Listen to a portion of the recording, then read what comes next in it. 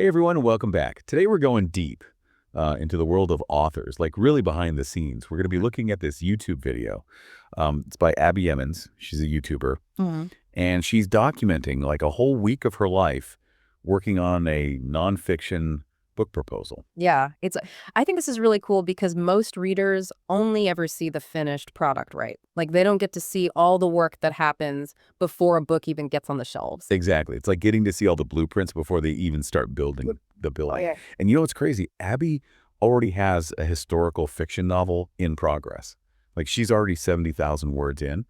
But she's also working on this nonfiction proposal. Right. It's a lot to juggle. I think a lot of authors, especially those who are maybe earlier in their careers, they often have to balance multiple projects. It's like trying to cook two really elaborate meals at the same time. Totally.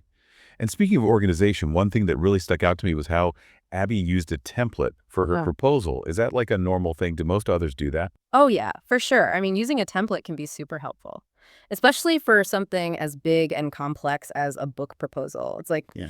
it helps you get all your thoughts organized, make sure you're not forgetting anything, and it can definitely prevent you from feeling totally overwhelmed. Yeah, that makes sense. But even with a template, it still sounds pretty intense. I mean, she talks about doing all this research and writing all these different sections. Hmm. And she even does these live streams where she's writing with her audience. Wow. And that's a really interesting point. Those live streams are a perfect example of how authors these days are really connecting with their audiences directly, building their platform even before the book comes out. So it's not just about writing a good book anymore. You have to be like a marketer too. Exactly. It's about creating a community around your work. Mm-hmm. Now, that can be a challenge, of course. I mean, Abby talks about having to go into like full elf mode when she's signing books for Christmas orders from her Etsy shop. Mm-hmm. Oh, yeah. I remember that, the elf mode. I think we've all been there, right? That feeling of juggling like a million things at once, like especially during the holidays. Totally. I mean, it shows how being an author today is really like running your own business. You're not just a writer, you're also a marketer, a customer service rep. And yeah, sometimes you're an elf. Yeah, definitely. So with all of that going on, I was really struck by how much Abbie talked about the importance of being present in her creative process. Mm-hmm. I mean, with so much multitasking and everything, how does she even do that? And I think that's where mindfulness comes in. It's about really focusing on the task at hand. Yeah. Like tuning out all the distractions and really just like getting into that flow. Like that saying, be where your feet are. Exactly. Being present isn't just about being more productive. It's about being fully engaged in whatever you're doing. I love that. It's like finding those pockets of peace in the middle of all the chaos. Right. Now, okay, back to the book proposal for a second. It sounds like a pretty intense process. Like she mentions spending a whole day working on it and feeling like she just ran a marathon. Oh, for sure. A book proposal is a big undertaking. I mean, think about it. It's basically a business plan for your book. Right. You have to convince agents and publishers that this book is not only good, but that it's going to sell. They want to see that you really understand your audience, who the competition is, and that you have a plan for how you're going to actually reach those readers. So it's not just about the creative side of writing. Nope. It's about the strategy, too. Hmm. You need to show off your voice and your writing style, but also that you get the business side of things. Like, remember when Abbie was talking about the chapter abstracts and the competitive analysis? Those are super important parts of a strong proposal. Right.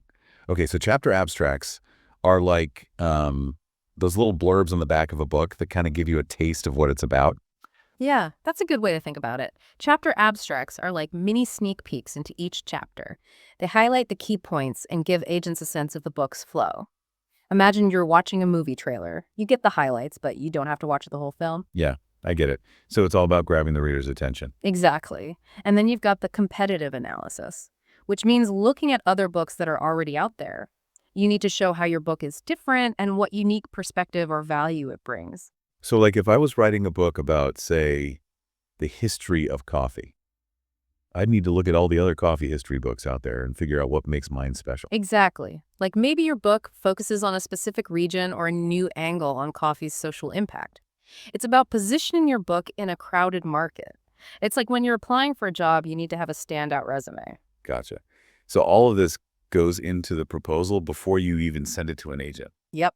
It's a ton of work, but it's how you make a strong first impression. Speaking of first impressions, once that proposal is all polished and ready to go, that's when the querying process begins, right? Exactly. Querying is like sending out your book's resume. You're trying to find that perfect agent who loves your story and wants to represent you. It's like a dating game, but for books. Kind of. It can be nerve-wracking for sure. Mm. But it's also exciting, you know? It's all about finding that agent who really connects with your work and who can help you through the publishing process. It's incredible how much work goes into all of this. Yeah. And we haven't even gotten to the part where the book is actually published yet. It really is amazing. Well, I think we've covered a lot of ground here. So let's take a quick break and we'll come back and talk more about what makes a book proposal stand out and dive deeper into that querying process. But before we do that, think about this. What are some of your favorite books? And what do you think went on behind the scenes to bring those stories to you? That's a great question to think about. We'll be right back. Welcome back. I hope you had a chance to think about those behind-the-scenes efforts that go into making the books you love. I know I did. It's really eye-opening. But okay, so let's get back to book proposals. What is it that makes a proposal really stand out to those agents and publishers? What are they looking for? Well, you have to remember, a proposal is like a business plan for a book. It has to show that this book isn't just good, it's going to be successful. It needs to prove that the author knows their audience, knows their competition, and has a real plan for reaching readers. So it's not just about pretty writing. It's about the strategy, too. Right. A really strong proposal showcases the author's voice, their writing style, but it also proves they understand how publishing works, like how Abbie talked about the chapter abstracts and the competitive analysis. Those are key. Right. Okay, so chapter abstracts are those like little blurbs you see on the back of a book, the ones that kind of hook you and make you want to read more. Exactly. They're like little sneak peeks into each chapter. They hit the main points and give those agents a sense of how the book flows. Like watching a movie trailer, you get the highlights without the whole film. Ah, I see. And the competitive analysis, that sounds kind of scary. It can be, but it's super important. The author needs to show how their book stands out from everything else that's already out there. What makes it different? What new thing does it bring to the table? Okay, so say I'm writing a book about, I don't know, the history of coffee. I have to look at all the other coffee history books and figure out how mine's different. Exactly. Maybe you're focusing on a certain region, or you're looking at the social impact of coffee in a new way. It's about finding your place in a crowded market, kind of like having a killer resume that makes you stand out from the crowd. That makes sense. Yeah. Okay, so you've poured your heart and soul into this proposal. Then what? You mentioned something about querying agents before the break. Right. Querying is the next big step. It's like sending out your book's resume to all these literary agents, hoping you find the perfect match. That must be nerve-wracking. It's like sending your baby out into the world. It takes guts, for sure. You're writing these personalized letters to agents who work with books in your genre. It's basically a pitch introducing you and your book and why this specific agent should be interested. Sounds like you need to strike a balance. Oh, Be confident and excited, but not like too desperate. exactly. It's all about the right tone and highlighting what makes your book special. And yeah, rejection is part of the game. Not every agent is going to love every book. So what's the secret? What makes an agent say yes to a query? A lot of it comes down to the agent's taste and what they're looking for at that moment. But a good query letter shows off your voice, explains the book clearly, and proves it's going to sell. It's about getting their attention, making them want to read more. So it's like a first date, but for books. Yeah. You're trying to spark that connection. Yeah. And like dating, sometimes it takes time to find the right fit. So don't give up. Definitely. It's about believing in your story and finding that agent who sees your vision and is ready to champion your work.